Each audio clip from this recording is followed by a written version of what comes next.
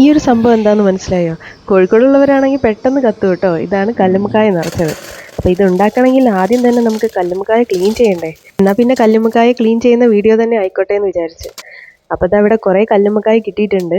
ഇതിൽ കുറേ വലുതുണ്ട്, കുറേ ചെറുതുണ്ട്. അപ്പോൾ ഇതിൻ്റെ പുറത്തെ ഭാഗവും എല്ലാം വൃത്തിയാക്കി നല്ല അടിപൊളിയായിട്ട് ക്ലീൻ ചെയ്തെടുക്കണം. നമ്മൾ മസാലയൊക്കെ ഇട്ട് ഫ്രൈ ചെയ്യുകയാണെങ്കിൽ, ഉള്ളിയൊക്കെ ഇട്ടിട്ട് ഫ്രൈ ചെയ്യില്ല, അങ്ങനെയാണെങ്കിൽ ഇത് ക്ലീൻ ചെയ്തിട്ട് അങ്ങനെ പുഴുങ്ങിയെടുക്കാം. പക്ഷേ നമ്മളിവിടെ നിറച്ചതാണ് ഉണ്ടാക്കുന്നത്, കല്ലുമ്മക്കായ നിറച്ചത്. അപ്പം ഇത് പച്ചയോടെ തന്നെ ഇത് പൊളിച്ചെടുക്കണം. പൊളിയാൻ കുറച്ച് പാടായിരിക്കും. പുഴുങ്ങുമ്പോൾ അത് വേഗം പൊളിഞ്ഞ് കിട്ടും. പച്ചയോടെ പൊളിക്കണമെങ്കിൽ കുറച്ച് പണിയുണ്ട്, മെനക്കെട്ട പണി. പിന്നെ ഇതിൽ വലുത് ചെറുത് ഒക്കെ വേർതിരിക്കുകയാണ് ഞങ്ങളിവിടെ. അങ്ങനെ വേർതിരിച്ച വലുത് ഈ പൊളിച്ചെടുക്കാം. അപ്പോൾ പൊളിക്കുമ്പോൾ ഈ ഒരു ഭാഗമല്ലേ നല്ല വീതി തോന്നുന്ന ഭാഗം, അവിടെ ഈ ഒരു കത്തിയുടെ കൂർപ്പ് വെച്ചിട്ട് ഒന്ന് കുത്തി കൊടുക്കുമ്പോൾ തന്നെ അത് ഉള്ളോട്ട് പോകും. ഇനി ഇത് കൈകൊണ്ട് പൊളിച്ചാൽ തന്നെ അത് പൊളിഞ്ഞ് കിട്ടും. അപ്പോൾ അത്രയേ വേണ്ടുള്ളൂ. ഇനി വേണ്ടത് നമ്മളിതാ ഇതിൻ്റെ സെൻട്രലായിട്ട് എടുക്കുന്ന ഈ ഒരു പുല്ലില്ലേ, ഇതാണ് ഈ ഒരു കല്ലിൻ്റെ മുകളിലൊക്കെ ഇങ്ങനെ പിടിച്ച് നിൽക്കാൻ സഹായിക്കുന്നത്. അതിനെ ഈ കത്തി വെച്ചിട്ടൊന്ന് മുറിച്ച് കൊടുത്തിട്ടുണ്ടെങ്കിൽ അത് നമുക്ക് കിട്ടും. അപ്പോൾ ഈ ഒരു ഐറ്റം എന്തായാലും ക്ലീൻ ചെയ്ത് കളയണം. ഇല്ലെങ്കിൽ ചിലവർക്കൊക്കെ ഇത് വയറുവേദനയൊക്കെ ഉണ്ടാവാൻ സാധ്യതയുണ്ട്.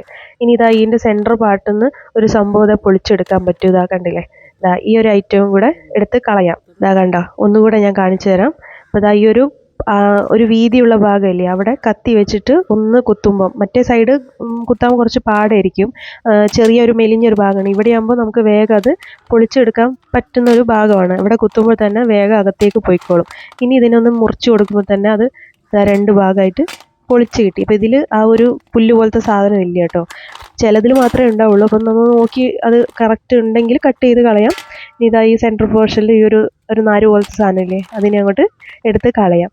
അപ്പോൾ ഇതൊക്കെ ഇങ്ങനെ ഇതേപോലെ എല്ലാം ഓരോന്ന് ഇങ്ങനെ പൊളിച്ചെടുക്കണം കേട്ടോ. അതിൻ്റെ പുറത്തും ചിലപ്പോൾ വല്ല അഴുക്കൊക്കെ ഉണ്ടാവും, അതൊക്കെ കത്തി വെച്ചിട്ട് ചുരണ്ടി കളയണം. ഇത് കല്ലുമ്മക്കായ നിറച്ചത് ഉണ്ടാക്കാൻ വേണ്ടിയിട്ടാണ് ഇത് ഇങ്ങനെ ചെയ്യുന്നത്. അല്ലാത്തയാണെങ്കിലും നമ്മൾ ഫ്രൈ ഒക്കെ ചെയ്യുകയാണെങ്കിൽ പുറം ഭാഗം ഒന്ന് ക്ലീൻ ചെയ്തിട്ട് നേരെ വെള്ളത്തിലിട്ടിട്ട് ഒന്ന് പുഴുങ്ങിയെടുത്താൽ മതി. അപ്പോൾ പൊളിച്ച് കിട്ടും. പൊളിക്കുമ്പോൾ അതിൻ്റെ ഉള്ളിലത്തെ നാരൊക്കെ കട്ട് ചെയ്ത് കളയാം. അപ്പോൾ കല്ലുമ്മക്കായ നിറച്ചതിന് ഇങ്ങനെ തന്നെ പൊളിച്ചെടുക്കണം കേട്ടോ.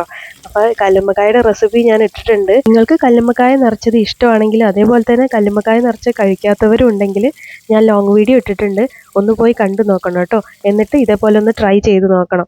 അടിപൊളി ടേസ്റ്റാണ് കല്ലുമ്മക്കായ നിറച്ചത്. അതേപോലെ നിങ്ങളെ നാട്ടിലേക്ക് ഇതിനെന്താ പറയാമെന്നും കൂടി പറയണം കേട്ടോ. ബൈ.